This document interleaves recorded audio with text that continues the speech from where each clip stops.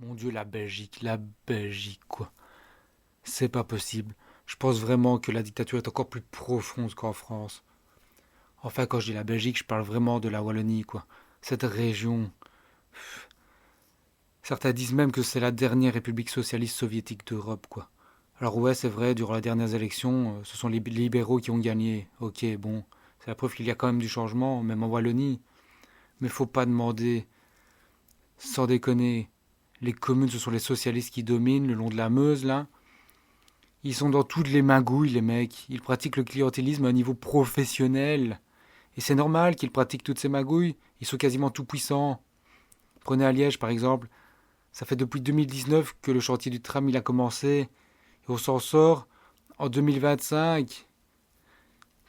C'est en 2025 seulement que ça se termine. Et ça fait 6 longues années que le chantier du tram est en route. Tout ça pour une ligne de tram, une seule ligne. Non mais sans déconner, ça devrait être un énorme scandale. Toute la ville était paralysée. Et il y a eu des centaines de déviations dans cette ville juste pour faire une ligne de tram qui traverse la ville. Donc tout ça est un énorme scandale. Sauf qu'en fait, comme les socialistes sont tout puissants, le bourgmestre n'a même pas peur de perdre sa place. Parce que pour moi, il aurait dû perdre les élections, le mec. Sauf qu'à chaque fois, il se permet de faire ce qu'il veut parce qu'il les gagne, les élections.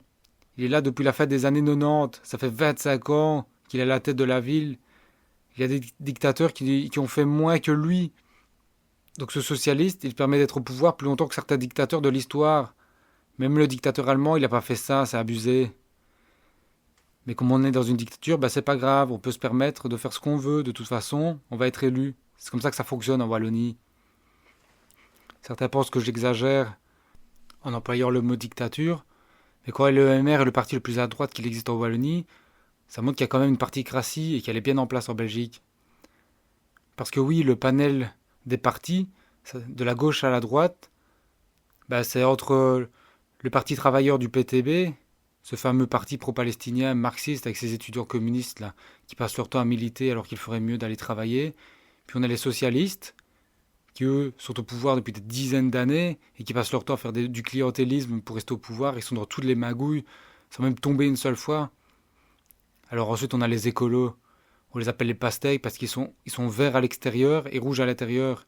Et les satellites autour du parti socialiste, dès qu'ils peuvent, ils vont dans une majorité avec les socialistes.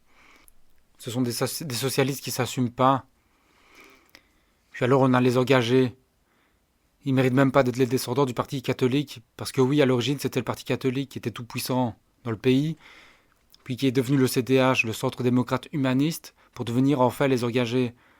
Alors c'est vrai, le Centre démocrate humaniste, ça a été vraiment un échec, parce qu'ils avaient fait du centre-gauche. Bon, maintenant qu'ils sont devenus les engagés, ils font du centre-droit, donc il faut plutôt s'allier avec les libéraux. Mais en fait, ça reste des centristes. Donc des gens qui n'ont absolument aucun avis. C'est bien d'être au centre, comme ça permet d'être dans toutes les coalitions. Et alors on a les libéraux. Alors c'est vrai que récemment, bon, on va dire qu'ils se sont droitisés un petit peu. Bah oui, le vent tourne. Le président Georges-Louis Boucher a compris qu'en fait, on se dirige vers une époque plus conservatrice. Il y a eu les élections aux États-Unis avec Trump. Il y a des vagues conservatrices en Europe. Le mec a compris qu'il fallait qu'il fasse un peu plus de discours plus secs. Et qu'il fallait arrêter de faire la chiffre molle. Comme, comme le faisaient Charles Michel et Louis Michel, son père, qui faisait de la droite molle. Ah oui, quand on voit où il est parti, Charles Michel, bah oui, à l'Europe. C'est devenu le sous-fifre de von der Leyen, la présidente de la Commission européenne. Son petit chien là qu'il était, il la suivait partout. Et oui, je disais Charles Michel, Louis Michel. Oui, parce qu'en Belgique, en plus, il y a des dynasties. Au mère, on avait Charles Michel, le père. Puis on a eu le fils, Louis Michel. Et on a même le droit au frère, si on veut. Il n'y a pas si longtemps, le Premier ministre Alexander De Croo, eh ben son père c'était Herman De Croo, qui était également un politicard, un politicien. Ils ont été bourgmestres l'un après l'autre dans la même commune. Et dans la région de Liège, on a Frédéric Dardenne, qui est bourgmestre de Herstal. Et ben en même temps, avant, il y avait son père qui était bourgmestre de Anse, sans déconner. Ouais, c'était Michel Dardenne, là. Celui qui avait compris qu'en jouant le populo, il s'attirerait une popularité auprès de tous les clochards de la ville. Il n'est pas con, le type. Il fait semblant d'être bourré. Comme ça, on se disait, mais putain, il est super drôle, en fait. Et ben, c'est comme ça que le mec, il a été élu. C'est quand même dingue. Donc, pendant des siècles dans l'histoire, les rois se sont succédés de père en fils. Et est arrivée la Révolution française. Parce que les gens, ils ont dit stop, on en a marre d'avoir des gens qui ont des privilèges. Sauf qu'en fait, les mêmes mecs, la même classe sociale, là, les bourgeois, ils ont pris le pouvoir, et maintenant ils se permettent de faire également la même chose. Ils se font des dynasties entre eux. Et en plus, ils se font des petits privilèges, sans rire, quoi. C'est la même situation, à 2 siècles d'intervalle. Et peut-être que tout ça devrait s'arrêter, non? Mais bon, tout ça est bien cadenassé, il faudrait surtout pas qu'un parti patriote balaye tous ces enflures. Il faut que ça reste bien entre soi, entre petits bourgeois, là, qui gardent le pouvoir. Non mais un jour, il faudrait vraiment que ça suffise. Je disais, ouais, il n'y a aucun contre-pouvoir, ça reste entre partis traditionnels, là, en Belgique. Et alors ça tourne. Alors ouais, ok, au fédéral, c'est plus compliqué parce que les Flamands, eux, ils ont voté à droite. Pour des nationalistes flamands, donc ça fait que le pays est paralysé à chaque fois qu'il y a des élections. Parce qu'on va se dire, bon, qui c'est en Wallonie qui va diriger avec eux? Et quand c'est pas le cas, on fait une coalition multicolore. Alors oui, c'est la preuve que ce sont tous les mêmes, en fait. Parce qu'ils arrivent à s'allier entre eux quand il le faut. Mais cette fois-ci, les libéraux, ils se sont alliés aux nationalistes. Les socialistes, ils se retrouvent en PLS dans l'opposition. Au régional, c'est pareil, les libéraux, ils ont gagné. Ils ont fait une coalition avec les centristes, les engagés, là. Ça veut dire que ces crapules de socialistes, en fait, ils possèdent encore que quelques communes. Et les grandes villes, naturellement, là où il y a leur électorat qui profite bien du système. Mais à part les libéraux, il n'y a personne plus à droite. Il n'y a même pas des conservateurs. Et en fait, le plus à droite, ce sont les libéraux. Sauf qu'en fait, ça reste quand même la gauche, historiquement parlant. Donc finalement, en termes de liberté d'expression, la Belgique est beaucoup plus cadenassée qu'en France. Ouais, bon, il y a leur histoire de 2 tours, là. Ce qui fait qu'il y a toujours le barrage de Castor qui met le FN dans les cordes. En Belgique, c'est pire. Parce que dès que vous avez un discours plus conservateur, vous tapez tous les antifas, les syndicats et la presse contre vous. Il y a pas de point de vue plus à droite en Belgique. C'est impossible. Ça fait que le peuple en Belgique et en Wallonie, il réclame une vraie droite, une droite plus forte. Parce que c'est facile de diriger quand il n'y a pas d'opposition. Parce qu'on les voit là dans les médias. Dès qu'il y a des petits discours un peu conservateurs, un peu patriotes, ça fait des articles par dizaines. Les RTL-Info, la DH, le journal poubelle subventionné. Ouais, faudrait vraiment qu'on arrête de subventionner la presse.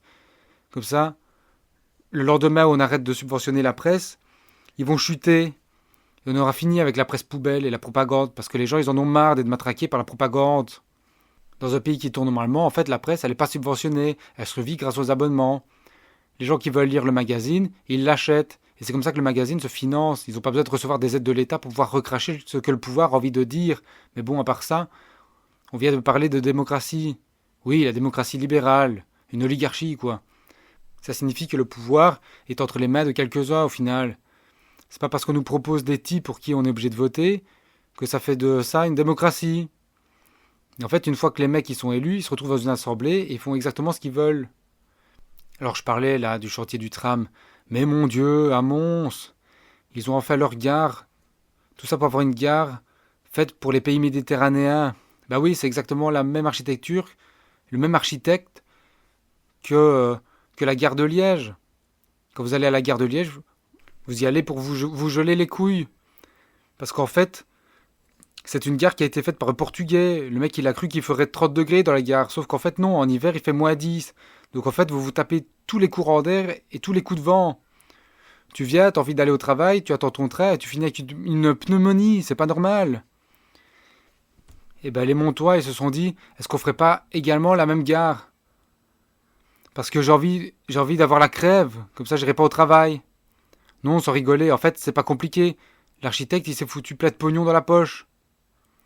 Parce que c'est pas mal. Quand ton travail est reconnu par les communes de Belgique, on te demande toujours à toi de construire les gares. Comme ça fait des super bons contrats. Et alors, je passe les scandales financiers à gogo. Allez vous renseigner, vous verrez, il y en a par dizaines dans cette région. Et ce que j'adore, ce sont les élections communales. Parce sur les listes communales, on a tous les Cindy et les Kevin qui vont se rajouter sur les listes. Parce que ça fait bien. Ah oui? Ça fait bien d'aller dans les partis qui gagnent. Bah oui, c'est plus facile que d'aller dans les partis qui perdent. Comme ça, on va dans le parti du pouvoir. Comme ça a fonctionné à toutes les époques. On suit l'air du temps, donc on va dans le parti au pouvoir, c'est plus facile. Et on pense être dans le camp du bien. Non mais les Belges, il faudrait vraiment créer une vraie opposition. Parce qu'on en a marre de voir tous ces corrompus au pouvoir. De toute façon, on sait bien comment ça va aller. On va mettre une éternité à s'en sortir parce qu'on va rester dans la matrice le plus longtemps possible. Enfin, faut vraiment que les Belges se réveillent. Mais bon, à se demander si c'est pas déjà trop tard. J'imagine que ça va être comme d'habitude. On va devoir s'appuyer sur les autres pour pouvoir s'en sortir.